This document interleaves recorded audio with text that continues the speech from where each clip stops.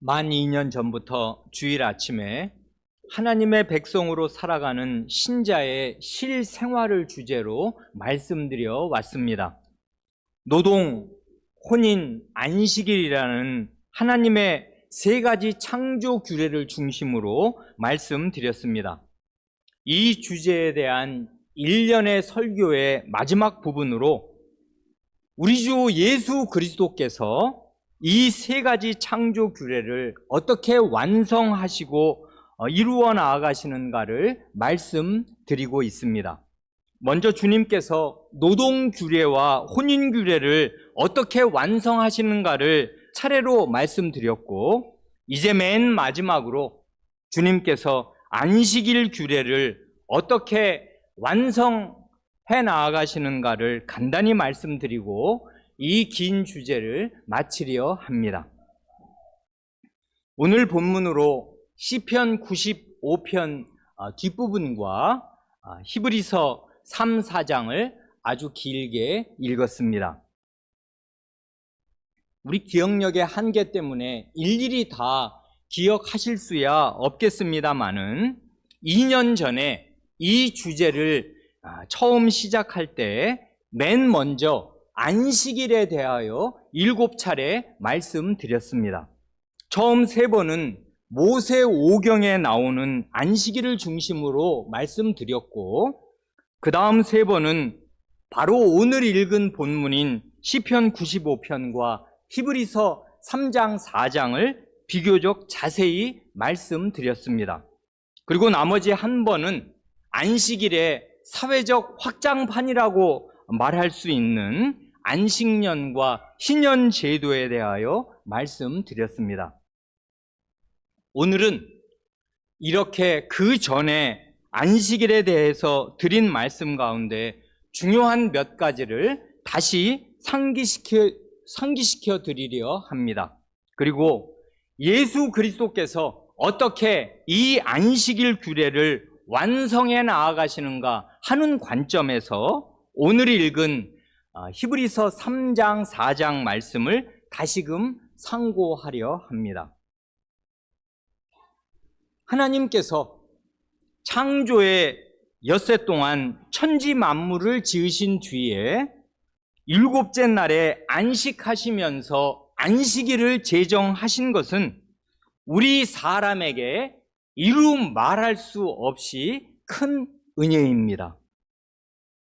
안식일이 왜 사람에게 큰 은혜인가 하면, 첫째로 하나님 자신이 엿새 일하시고 7째 날에 영원한 안식에 들어가셨듯이 하나님의 형상대로 지음받은 사람도 그 하나님처럼 엿새 일하고 하나님처럼 7째 날에는 쉬면서 영원한 안식을 향하여 점점 나아가게 하실 목적으로 안식일을 제정하신 것이기 때문입니다. 사람은 하나님을 따라서 엿새 노동하고 하나님을 따라서 안식일에 쉼으로써 자신이 하나님의 형상임을 입증하고 영원한 안식을 향하여 나아갑니다. 이렇게 하나님의 형상으로서 일하기도 하고 쉬기도 하는 것, 다시 말해서 하나님의 형상으로서의 노동과 안식, 이것이 사람됨의 본질입니다. 그러니 엿새 동안 힘써 일하지 않는 사람이나 안식일에 쉬지 않고 일하는 사람은 필연 하나님의 모습이 아니라 우상의 모습을 담고 나타내게 됩니다. 그러니 또한 안식일은 우리 인류의 역사가 어디로 나아가야 하는가를 보여주시는 중대한 계시가 되기도 합니다. 인류의 역사는 어디로 나아가야 하는가 할 때 하나님께서 먼저 들어가신 하나님의 영원한 안식을 향해 나아가야 마땅합니다. 그곳이 바로 하나님의 나라 아니겠습니까? 곧 하나님과 하나님의 백성이 함께 영원한 안식과 평화와 기쁨을 같이 누리는 바로 그 자리이겠습니다. 그러니 안식일은 인생길을 걷는 우리 사람에게 꼭 필요한 이정표와 표지판이 됩니다. 누구에게나 인생은 단 한 번뿐이고 누구나 인생길을 처음 걸어보는 것인데 내 인생이 어디를 향해 가는지 목적지도 모르면서 마냥 걷기만 한다면은 그 사람은 길을 잃고 방황하는 것이고 결국 무의미한 삶을 사는 것이겠습니다. 아무리 열심히 살았더라도 인생의 끝이 죽음과 지옥과 멸망이라면은 그것처럼 허무한 인생도 없을 것입니다. 그러나 하나님의 백성은 정확히 일주일마다 일주일 간격으로 안식일이라는 확실한 이정표와 표지판을 만나게 됩니다. 이 이정표는 하나님께서 친히 세워두신 확실하고 은혜로운 이정표입니다. 하나님께서 영원한 안식을 향하여 오너라. 나와 영원히 함께할 안식과 기쁨의 나라로 오너라 하고 말씀하시면서 안식일을 지키라 하십니다. 그러니 안식일은 영원한 안식, 영원한 하나님 나라로 나아가는 징검다리입니다. 안식일에 우리는 역사의 처음과 끝을 동시에 바라봅니다. 역사의 시작에 창조주 하나님께서 계시며 역사의 마지막에 그 하나님의 영원한 안식의 나라가 있습니다. 바로 이것이 창세기 1장과 2장이 보여주는 안식일의 의미입니다. 둘째로, 안식일이 왜 사람에게 큰 은혜인가 하면 사람이 이 하나님께 범죄해서 그 영원한 안식으로 들어갈 길이 완전히 막혔을지라도 하나님의 구원을 받은 언약 백성들에게는 그 안식의 길이 다시 열린다는 사실을 십계명의 제4계명이 확실히 보여주기 때문입니다. 그 10마디 말씀은 타락 이전에 주신 태초의 계명이 아니고 타락 이후에 구원을 받은 사람들과 언약을 맺으시면서 주신 말씀 아니겠습니까?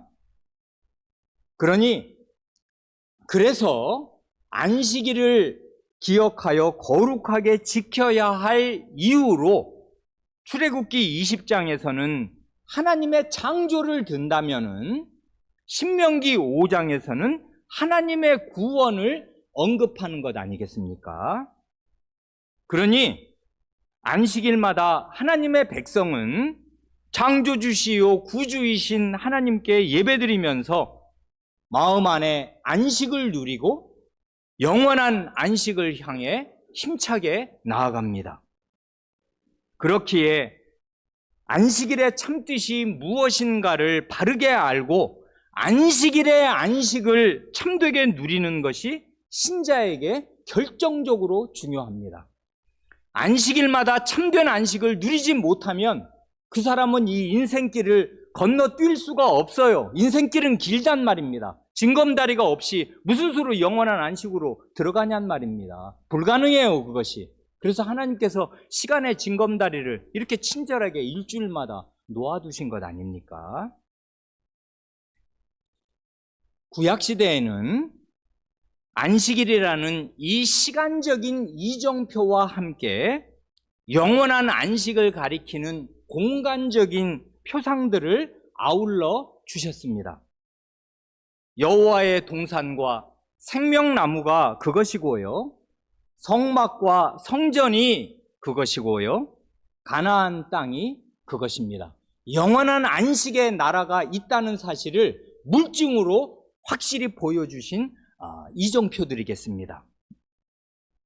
사람이 범죄해서 에덴 동산에서 쫓겨났고 생명나무의 열매를 먹을 수 있는 길이 차단되었습니다마는, 그러나 하나님께서 다시 그 백성과 함께 사시니 그곳이 곧 성막과 성전이요 가나안 땅입니다. 그래서 그 에덴 동산, 여호와의 동산을 지키는 그룹들이 있잖아요. 그 그룹들이 성막에 2번 나타나는 것입니다. 그러니 하나님이 임재하시는 그 백성 가운데 텐트를 치고 함께 사시는 성전과 성막과 집을 짓고 함께 사시는 성전은, 그게 바로 하나님이 계시는 곳 에덴 동산, 여호와의 동산과 마찬가지란 말입니다. 성전을 가운데, 자기 그 나라 가운데 모신 하나님의 백성은 말하자면 에덴 동산을 품고 있는 것과 같고 여호와의 동산에 거하는 것과 같아요. 이걸 아주 상징적으로 하나님께서 보여주셨단 말입니다. 이 성전의 확장판이 가나안 땅이잖아요. 그건 약속의 땅이고 하나님의 땅이고 하나님의 백성과 함께 계시는 땅이란 말입니다. 이 공간들, 에덴 동산이든 여호와의 동산이든 성막과 성전이든 가나안 땅이든 이 공간들의 핵심은 영생 자체이신 하나님께서 그 백성과 함께 사시는 곳, 함께 거하시는 곳이다, 그것입니다. 그게 바로 하나님 나라 아니겠습니까? 그래서 출애굽기를 읽으면 안식일에 대한 말씀과 성막에 대한 말씀이 딱 붙어서 함께 제시되는 것입니다. 그걸 우리가 과거에 자세히 살펴보았습니다. 성막을 지으라 명령하시는 출애굽기 25장부터 31장까지의 그 7장의 말씀을 주신 맨 끝에 성막과 아울러 안식일을 지켜라 하시는 말씀이 나오고, 그 다음 그 하나님의 명령대로 실제로 성막을 짓는 기사에 35장부터 40장까지 그 6장의 기사에 맨 처음에 이번에는 안식일을 지켜라 하시는 말씀이 나오고, 성막을 짓는 기사가 나와서 성막과 안식일, 안식일과 성막, 이것이 쌍을 이루어서 2번 교차 대꾸법으로 주시는 게 출애굽기 25장부터 40장까지의 그 계시의 구조가 보여주는 가장 확실한 그 뜻이란 말입니다. 그러니까 성막과 안식일은 붙어 있어요. 이것을 레위기에서는 단 한마디로 응축해서 그 26장 2절에서 너희는 내 안식일을 지키며 내 성소를 경외하라 하시는 말씀으로 요약하는 것 아니겠습니까? 내 안식일이요, 내 성소입니다. 하나님의 안식일과 하나님의 성소는 붙어 있어요. 하나는 한 번은 시간적인 방식으로 영원한 안식을 계시하고 하나는 공간적인 방식으로 영원한 안식을 계시하는 것 아니에요. 그러니까 하나님의 백성은 시간과 공간에 사는 존재니까 시간과 공간으로 하나님과 함께 있고 하나님 나라의 가시적인 물증을 받고 있어요. 이게 그러니까 성전이 없으면 무슨 이스라엘이 이스라엘 나라가 되겠습니까? 마찬가지로 안식일을 안 지키면 무슨 이스라엘이 이스라엘 나라가 되냔 말입니다. 그 영원한 안식이 어떻게 들어가요? 그러니까 이 성전과 안식일은 동등한 그 지표로서, 표지판으로서 영원한 안식, 하나님이 우리와 함께 하시는 그 안식을 표상한단 말입니다. 그러나 놀랍게도 신약 시대로 오면 이런 공간적인 구약시대의 표상들이 싹 다 없어집니다. 이제 이 땅에는 에덴 동산이나 생명나무가 없고요, 성전도 없고요, 약속의 땅도 없습니다. 그 좋은 것들이 왜 다 사라지고 없어졌겠습니까? 실은 없어졌다기보다는 그림자 대신에 실체가 나타난 것이고 모형 대신에 실물이 주어진 것 아니겠습니까? 곧 사람이신 예수 그리스도께서 언약 백성의 머리가 되시고 신부인 교회의 신랑이 되셔서 구약의 그림자와 모형들이 가리켰던 그 영원한 안식의 세계에 실제로 들어가신 것입니다. 내가 너희를 위하여 거처를 예비하러 간다고 요한복음 14장 초두에서 말씀하신 주님께서 부활하신 몸을 입으신 상태로 하늘로 승천하신 이유와 목적이 바로 그것입니다.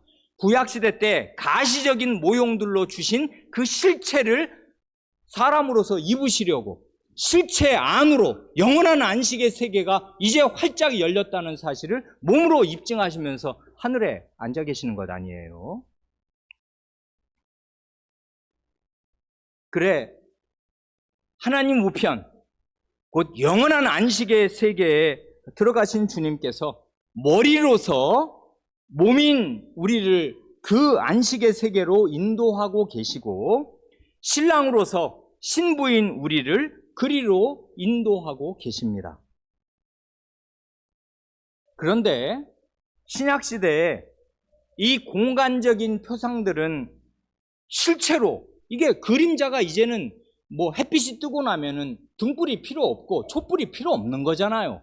왜 촛불은 다 꺼져야 된단 말입니다. 그래, 햇빛 같은 실체가 이미 나타났고 그 실체 속으로 들어간 사람이 우리 대표자가 계시기에 그런 공간적인 그런 그림자들, 그런 모형들은 다 실체로 바뀌었습니다마는 시간적인 표상인 안식일은 그대로 남아 있습니다. 왜 그러냐 하면 영원히 시간을 지금 다 덮은 시대가 아니잖아요. 그러면 이제 주님이 오신 거죠. 세계 역사는 끝나는 것입니다. 그날로 영원히 시간을 삼키는 그런 위대한 그런 날이 올 것인데, 우리는 여전히 역사 시기를 걷고 있는 까닭에 시간적인 표상인 이 안식일은 주님이 오시는 그날까지 없어질 수가 없어요. 그래, 신자들은 안식일, 곧 주일마다 하늘에 계시는 우리 주님, 곧 우리의 머리시요 신랑이신 주님을 찬송하면서 주님과 같은 그 영광스러운 부활의 몸을 입고 주님과 함께 영원히 기쁘게 살 그날을 바라보며 고대합니다. 이건 그냥 가냘픈 소망이 아니에요.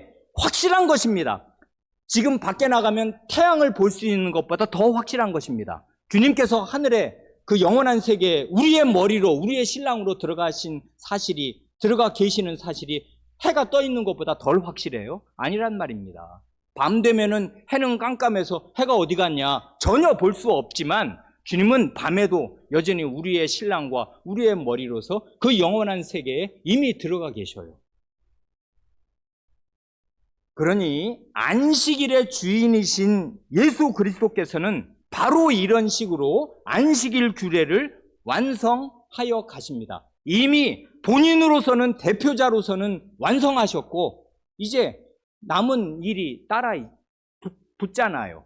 본인만 들어가면 그리스도가 아니고 아무것도 아니란 말입니다.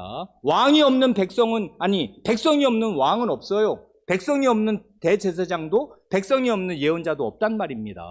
그러니 머리이신 그분이 먼저 그 자리에 들어가셨다는 것은 첫 열매가 익었다는 뜻이고, 이건 시간 문제입니다. 시간만 가면 그 나머지 과수원의 모든 열매가 익을 그때에 그리스도께서 들어가신 그 영원한 세계에 그리스도를 참되게 믿는 모든 신자도 그 영원한 안식에 들어갈 것이 틀림없는 기정사실입니다. 그러니 신약 신자인 우리가 안식일을 기억하여 거룩히 지키는 이 4계명에 순종하는 이 일은 이루 말할 수 없이 중요하고 이루 말할 수 없이 영광스러운 일입니다. 이건 그냥 율법주의적으로 무슨 주일 성수 어쩌고 하면서 그냥 주일이니까 지켜야 된다, 이를 악물고 지키는 그런 법조항이 아니에요. 안식일을 지키는 것은 창조주 하나님의 형상 노릇을 하는 영광스러운 일입니다. 그럼으로써 사람됨의 본질을 구현하는 일입니다. 안식일에 하나님께 예배드리는 것은 하나님의 구원에 드려야 마땅한 감사를 드리면서 우리의 구주 하나님을 우러르는 일입니다. 이러지 않고서야 어떻게 그 사람이 구원받은 백성이겠습니까? 날마다 구주 하나님을 찬송해도 모자르는데 나의 안식일이다 하고 지정해 주신 날이 일주일에 하루씩은 딱딱 있으니까 그 날은 하나님의 날이요 주님의 날이므로 주님 앞에 나와 창조주요 구주이신 하나님을 우러르고 찬송하는 게 그 영원한 안식으로 들어갈 백성의 이 시간 세계를 걷는 동안에 마땅히 할 일 아닙니까? 안식일에 교회가 한자리에 모이는 것은 참된 소망이 없이 죽음과 멸망을 향하여 치달아가는 온 인류 앞에서 영원한 생명과 안식의 길이 바로 여기에 있음을 몸으로, 행동으로 선언하는 일입니다.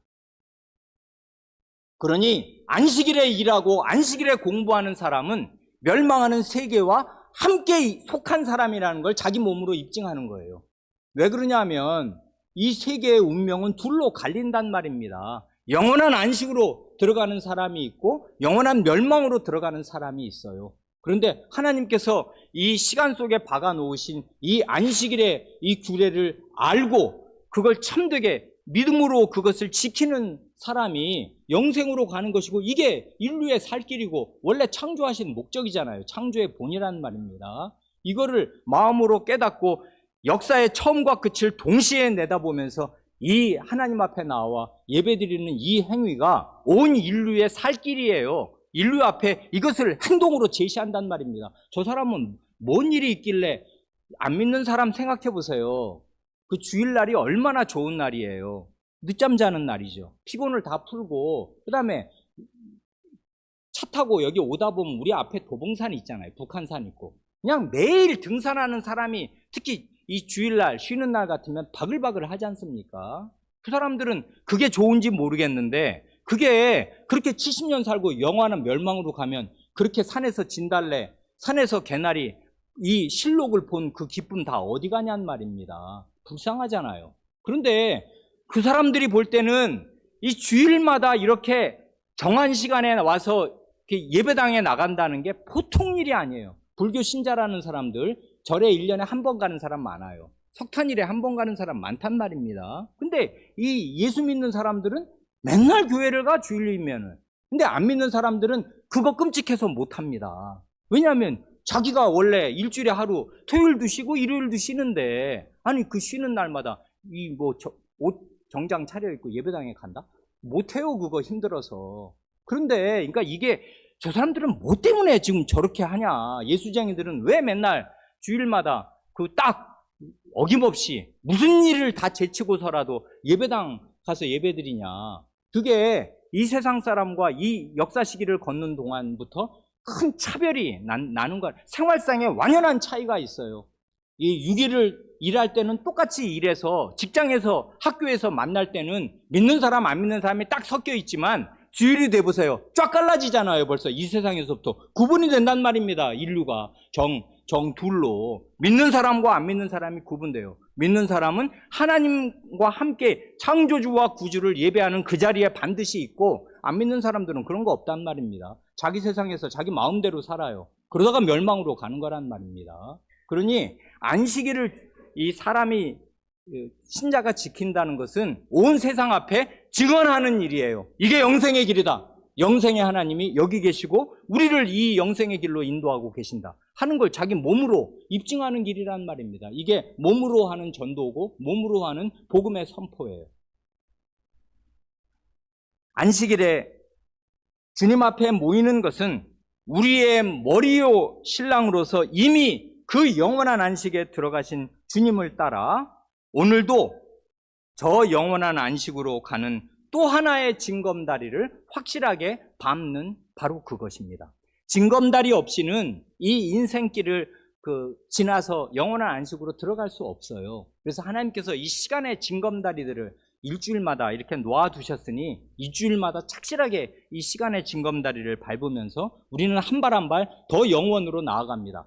우리가 나이가 몇 살이든 주님이 이미 승천하신 그날부터 다시 오실 그날까지의 시간은 정해져 있는 거잖아요. 하나님 앞에서는 딱 정해져 있어요. 천년이 하루 같은 그분 앞에서는 이틀 지났고, 이제 만약에 하루가 더 지난다면 그리스도께서 오실 텐데 시간은 정해져 있으니 우리가 하루를 더 살면 하루 더 사는 만큼 그 정해진 시간으로 가까이 가는 것인데, 그 가까이 가는 시간 동안에 징검다리가 있단 말입니다. 아주 안전한 징검다리. 이건 우리가 만든 게 아니잖아요. 안식일은 사람이 제정한 거 아니란 말입니다. 피곤해서 일주일 일하면 쉬어야겠다, 이런 거 없단 말이에요. 인류 역사에 이런 거 없어요.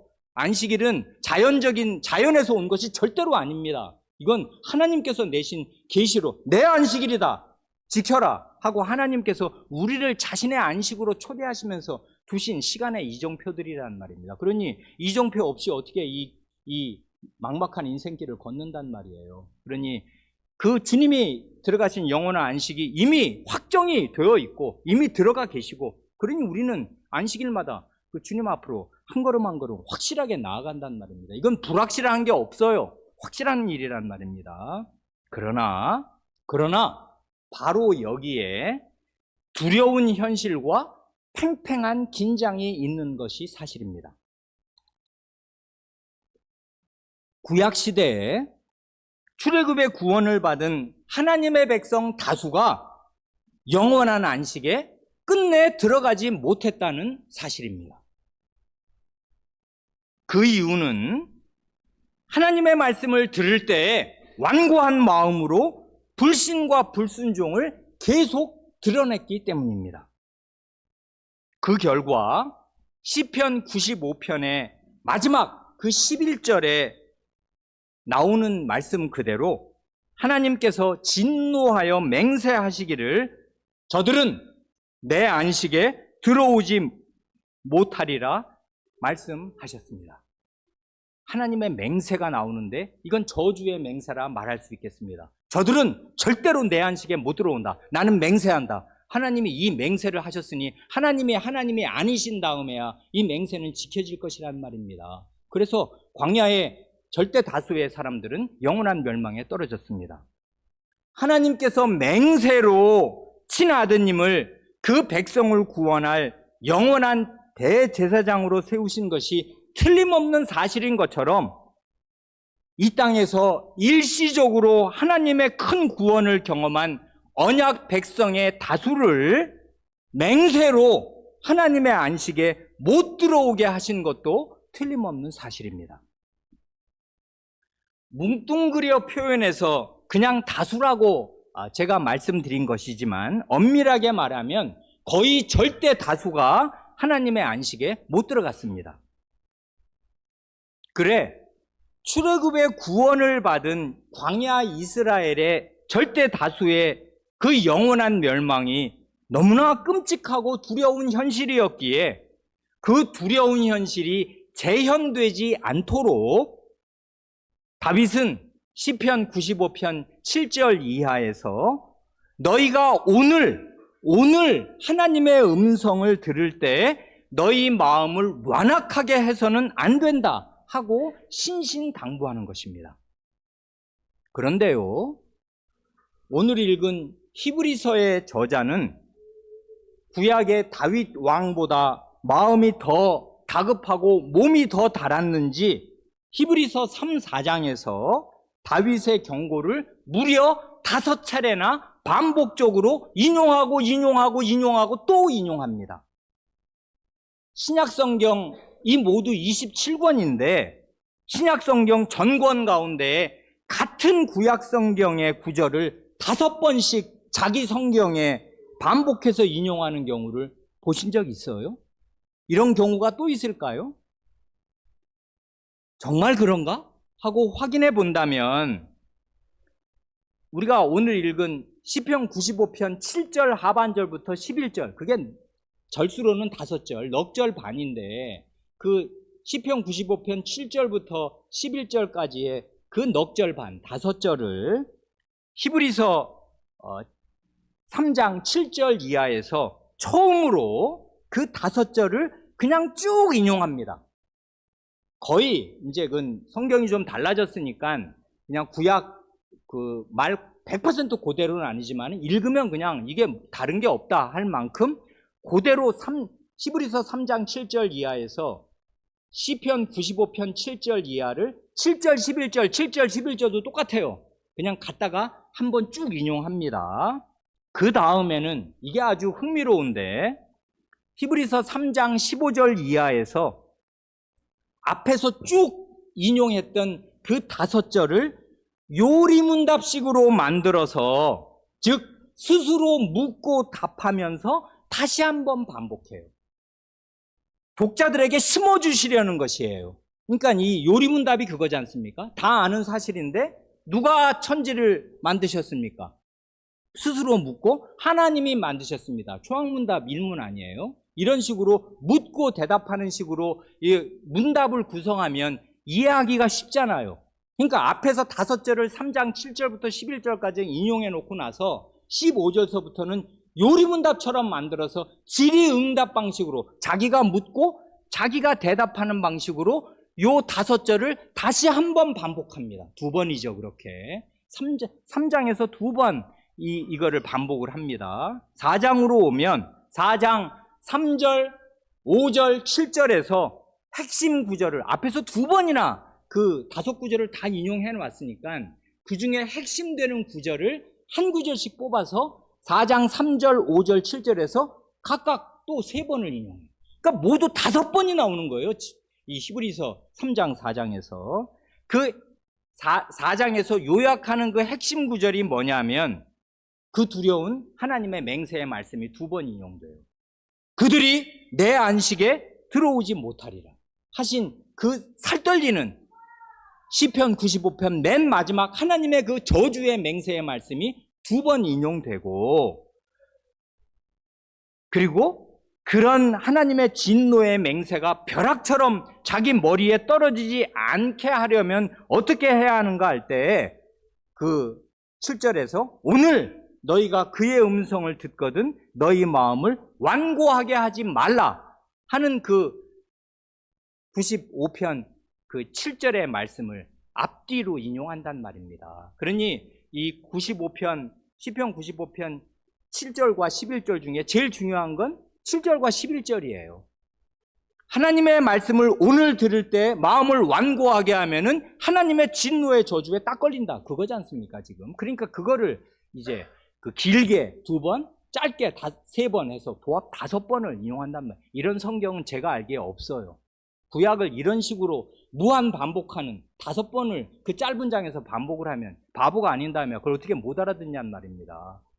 이 히브리서 독자들의 마음속에 움직일 수 없이 박아주시려는 거예요, 이 경고를.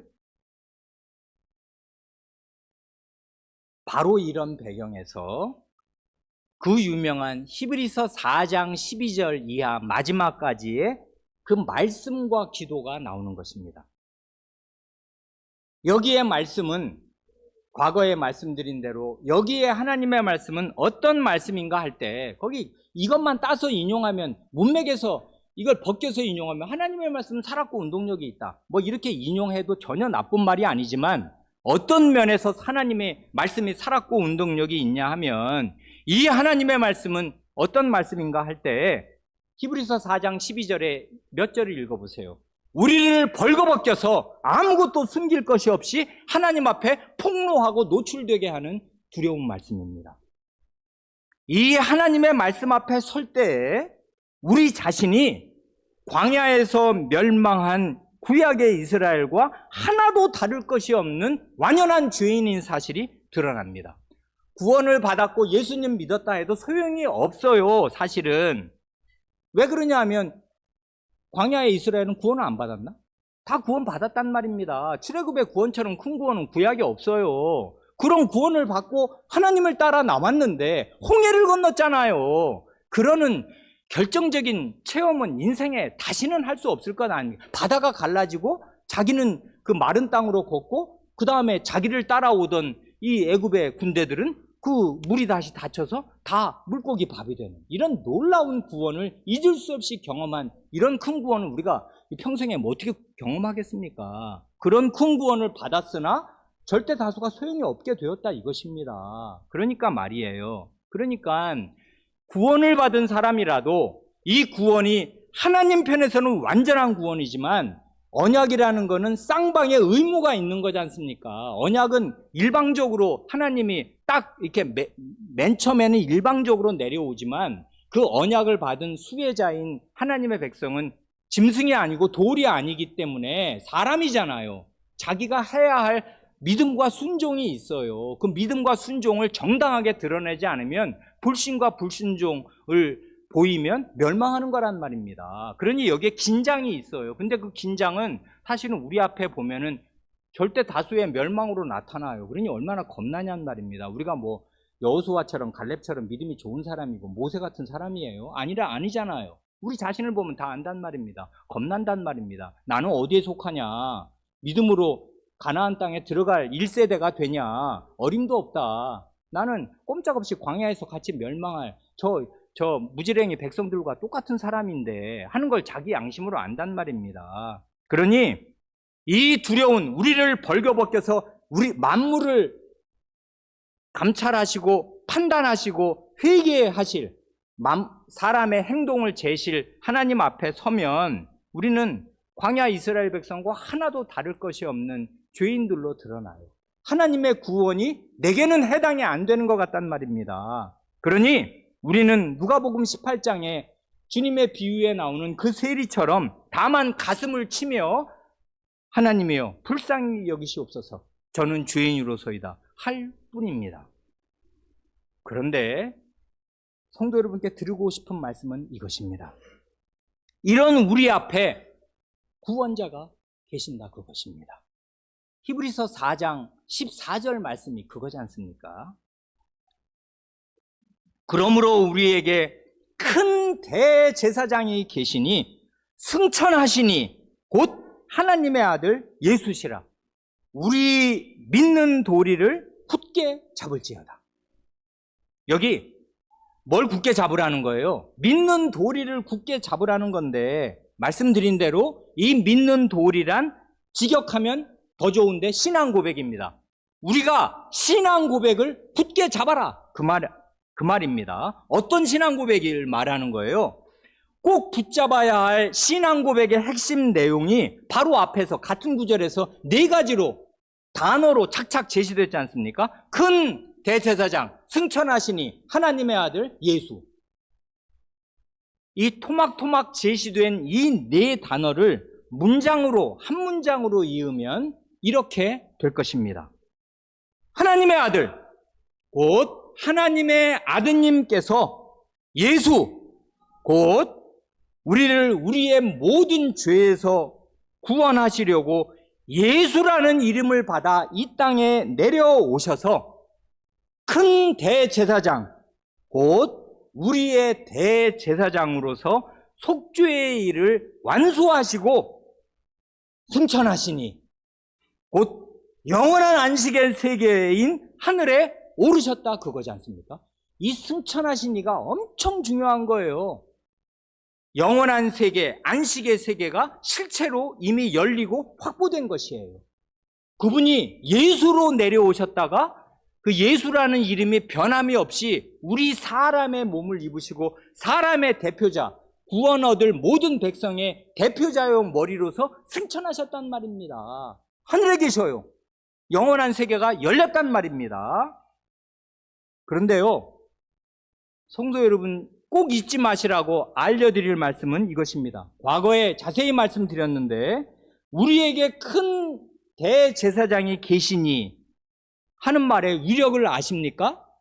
이 말은 그냥 우리에게 큰 대제사장이 계신다, 존재하신다 그 말이 아니에요. 그러면 나랑 따르게 계셔도 존재하는 거지 않습니까? 뭐 미국 대통령이 존재하고 러시아 뭐 대통령도 존재하듯이 큰 대제사장이 계신다 그 말이 아니고 여기서는 우리가 큰 대제사장을 소유하고 있다 이 말입니다. 어떻게 그 위대한 승천하신 대제사장을 나의 대제사장으로 소유할 수 있다는 것입니까? 그 4장 14절 맨 마지막에 말해주는 거잖아요. 우리가 믿는 도리를 굳게 잡을지어다. 우리의 신앙 고백을 굳게 붙들 때 그 대제사장이 나의 대제사장이 된다 그 말이지 않습니까?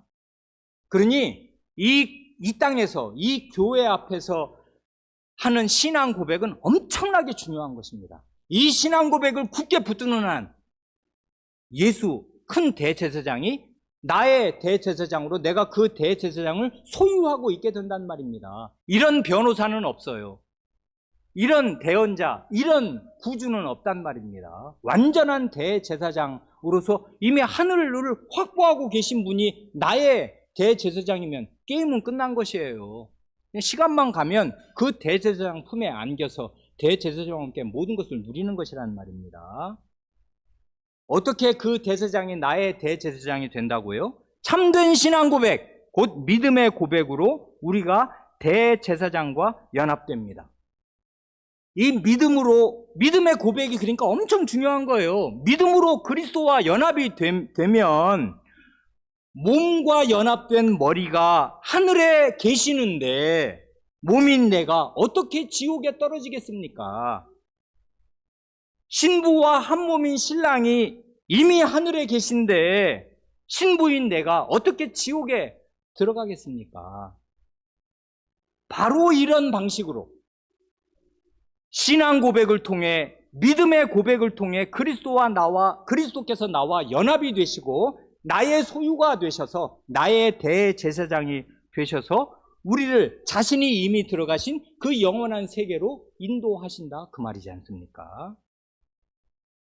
그러니 우리의 신앙 고백, 우리의 믿음의 고백을 꽉 붙드는 거, 이게 결정적으로 중요하고 이게 우리에게 달린 일이 아니라 그리스도께서 다 이루어 놓으시고 이미 영원한 안식에 들어가 계신 그분이 성신을 통해서 우리를 믿음의 고백으로 이끄시고 주님의 말씀을 오늘 듣게 하시면서 징검다리를 밟아 이리 오너라 이리 오너라 내가 너를 위해서 예비한 처소로 들어오너라 하고 우리를 계속 부르신단 말입니다.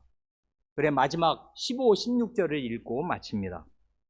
우리에게 있는 대제사장은 우리의 연약함을 동정하지 못하실 이가 아니요 모든 일에 우리와 똑같이 시험을 받으신 이로되 죄는 없으시니라. 이 말씀 이해하시지요? 우리의 연약함이란 무엇입니까? 광야 이스라엘의 연약함과 똑같은 연약함이잖아요. 우리가 그 사람들과 본질적으로 달라요? 완전히 똑같아요. 지난 한 주간을 보시고 살아온 과거를 돌이켜보세요. 내가 나의 그 삶으로 구원받을 만한 사람인가? 안 된단 말입니다. 100번 우리는 구원에서 떨어질 것이에요. 그래도 쌉니다, 사실은. 하나님을 배반하고 믿음에 합당하게 살지 않은 그 연약함이 철철 넘치잖아요. 그런데 이 우리에게 있는 대제사장은 우리의 연약함을 동정하지 못하실 리가 아닙니다. 모든 일에 우리와 똑같이 시험을 받으셨어요. 그래서 그리스도께서 광야 시험을 받으신 거 아니에요. 광야길을 걸으신 거란 말이에요. 40일을 굶으시면서 그 이스라엘의 광야 시험을 자기의 40일의 금식과 시험으로 재현하셨어요. 그리고 그걸 이겨내셨단 말입니다. 40일 굶으실 때 누구 생각하고 굶으신 것 같으셔요? 여러분의 이름을 생각하고 굶으셨을 것입니다. 배가 쪼드라들고 창자가 뒤틀리는 그 3일만 굶어보세요. 모든 게 다 그 음식 냄새가요, 코를 진동을 합니다. 정말 3일을 딱 굶어보면요. 모든 이 세포가 다 후각으로 바뀌는 것 같아요. 얼마나 음식 냄새가 코를 찌르는지 말도 못해요. 그런데 40일을 물도 음식도 안 드시고 그렇게 그 지극한 고통 가운데 일부러 내려가셔서 시험을 견디실 때 왜 그 시험을 견디셔야 돼요? 그분이 왜 굶어야 돼요? 우리를 구원하시려고 그 광야 시험 같은 시험에서 우리를 건지시려고 그리스도께서 그 고통을 치르실 때 자기가 구원할 백성의 이름 하나하나를 부르시고 생각하시면서 나는 참아야 한다, 나는 견뎌야 한다 하고 그 시험을 다 이겨내셨단 말입니다.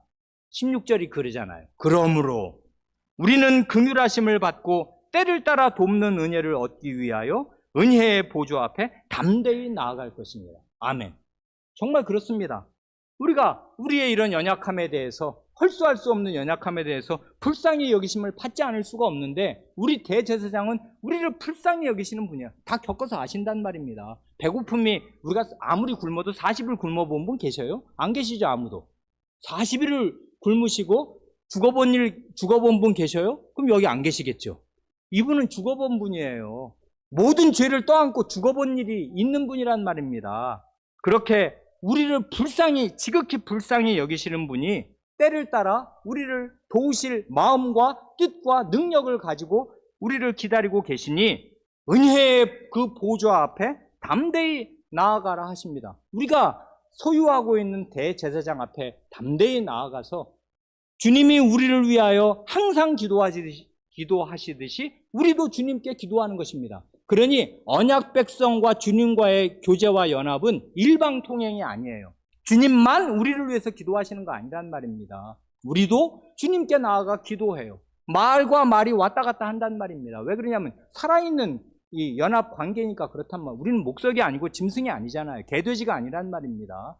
하나님의 형상이고 사람이고 구원받은 백성으로서 주님께 나아가 기도할 수 있어요.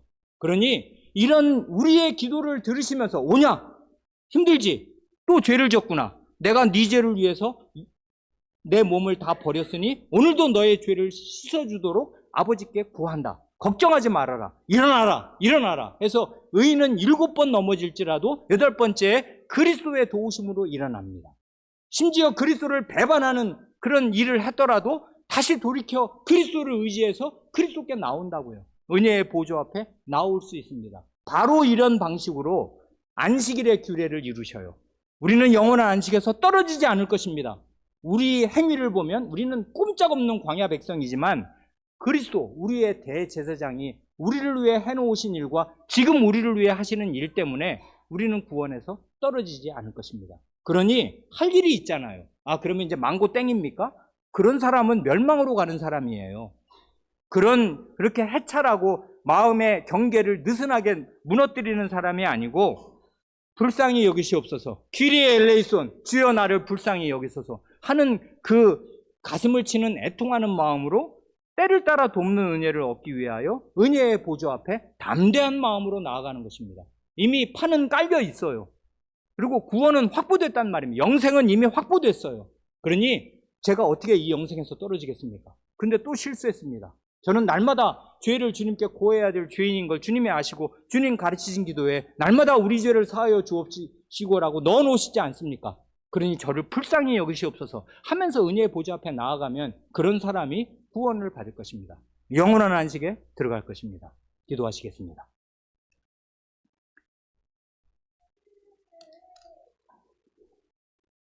하나님 아버지, 하나님의 말씀, 오늘 선언되는 그 하나님의 음성을 들을 때 저희는 오갈 데 없는 죄인으로 나타나고 광야 이스라엘과 하등 다를 것이 없는 반역한 죄인들로 나타나오나 그러나 저희에게는 대제사장이 계시되 승천하신 하나님의 아들 예수께서 저희의 대제사장으로 계시고 은혜의 보좌에 앉으셔서 그 신민들의 기도와 간청을 기꺼이 들으시고 그 백성을 위하여 친히 기도하시면서 그 백성에게 구원의 은혜를 입혀 주시는 대제사장이 되시는 줄을 믿습니다. 이 대제사장께서 영원한 안식으로 나아갈 길을 이미 확보하시고 저희에게 매주 그 길을 보여주시면서 저희를 은혜의 보좌 앞으로 부르시오니 게으른 상태로 잠들지 않게 하시고